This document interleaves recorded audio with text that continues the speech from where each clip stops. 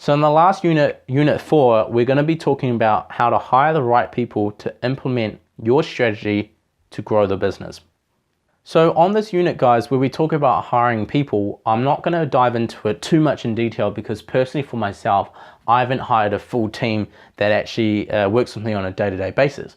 As we understand, property trading is a very kind of independent business where you can operate with just having one person, essentially a one-man band. And I will cover some things that have helped me and sped the process up in scaling my business and who you should be looking at hiring first to give you the best return on investment. However, most of these people that work with me on a part-time basis or on a contractor's basis, and some of the staff are also on an outsourced basis via virtual assistants as well. So me personally, what I think who best to hire to bring you the best return on investment would be, number one, an admin person. An admin person will help process all the paperwork in regards to collecting all the invoices, maybe kind of scanning all your sales and purchase agreements and tidying them up and sending out to your lawyers and whatnot, which can be a tedious process in itself. So me having an admin person or an assistant almost ensures that I can do more of the things that I'm focused on. So an admin person to me is part admin, part assistance, and they should be able to do the task of the 3 people that you should be hiring next, or somewhat of those skill sets. And the next person you should be actually looking out for is an accountant.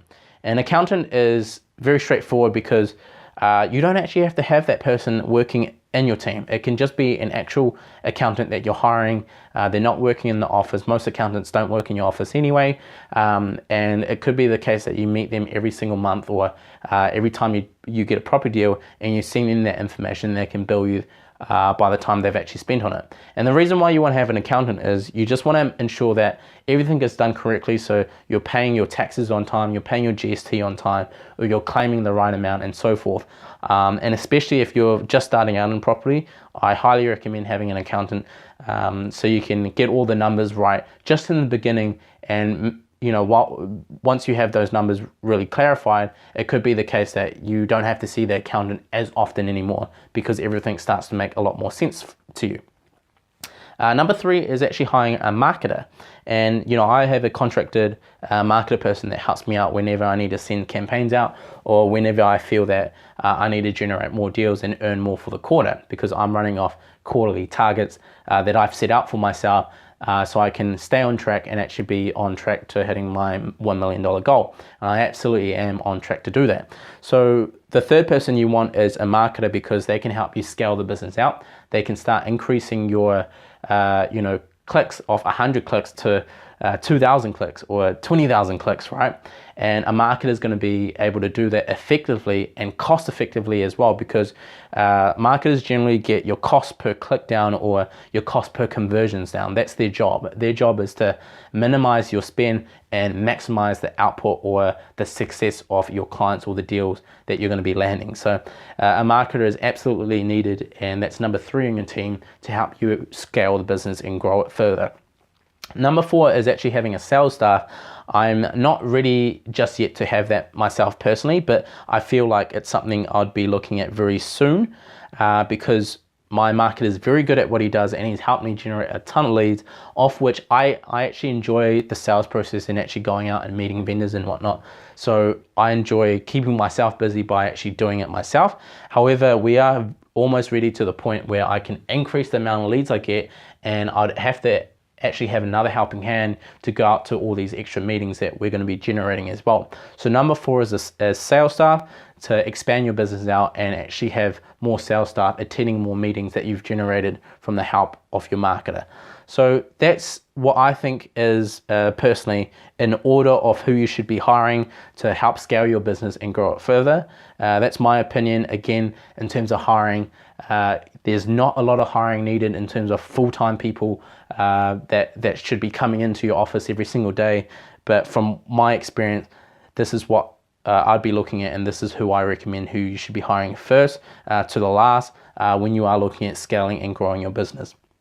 When it comes to the traits you should be looking for in terms of hiring the right people for your property trading business, here are the traits that I think are relatable or really relevant to making a successful candidate.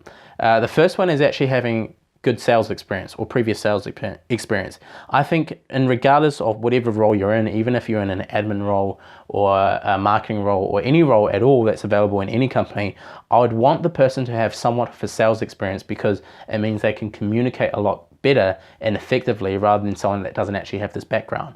And I think having a person with sales experience can reduce costs a lot in terms of your business, because they'll actually help negotiate on your behalf for certain things. Maybe your call center that you're wanting to outsource and use. Well, having a admin person that can set this up for you that also has a bit of sales experience will actually talk the price down, so you're not paying an exorbitant amount every month.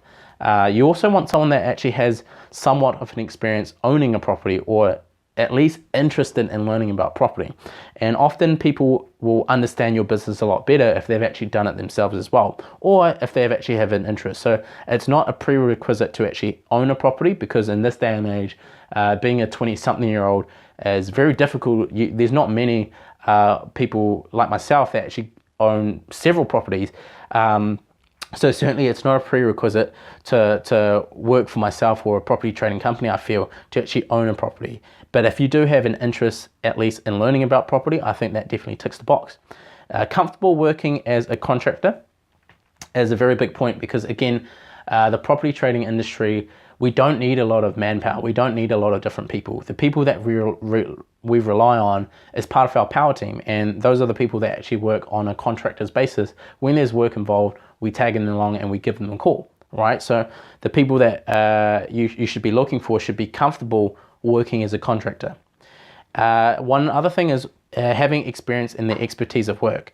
To me, they don't have to have 10 years worth of experience in one given field, because that actually is a bad point for me. Because if I see someone stuck in a role for the last 10 years, it shows that, well, why haven't they actually grown as a person?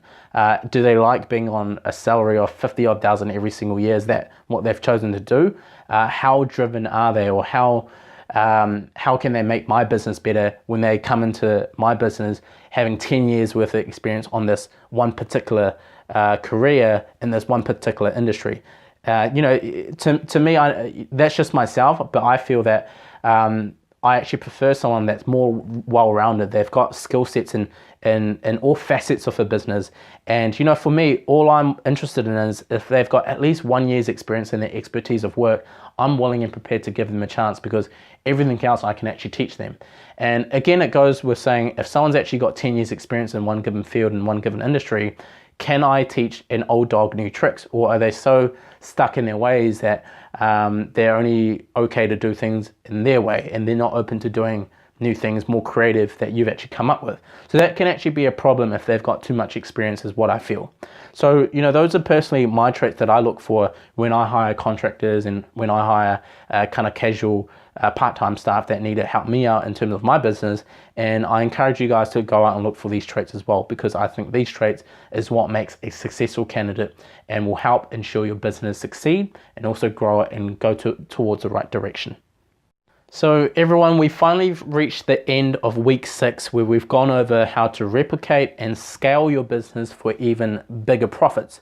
And I just want to thank you guys so much for completing the Property Academy to this point and going through each week by week to finally get to this last point where we can actually scale out and grow the business further. And we've actually covered the maths to making $1 million. So I'm really excited, and I've got just a few more actionable steps I want you guys to take for this week before we wrap things up. So the actionable steps for this week is I want you guys to get started on building your website. I want you guys to go out and create business cards. And I also want you to register on a CRM tool.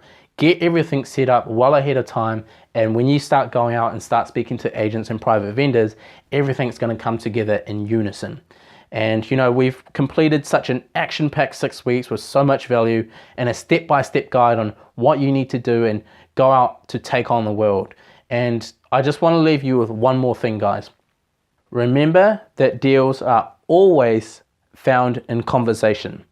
In no time, you'll find your ground and you'll be on your way to making life-changing profits. And guys, I wish you all the best on your journey, and I'll see you on the weekly Q&As. I'll see you inside the community Facebook page, and I look forward to your success. I want you guys to hit the ground running, and to do that, all you need to do, guys, is start taking action.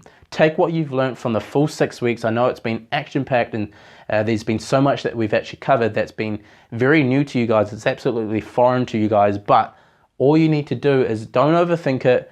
Don't procrastinate and let all this information stall you from taking any action. All you need to do is go out and start taking a little bit of action, bit by bit, and everything will start to fall in place and everything will start to work in unison.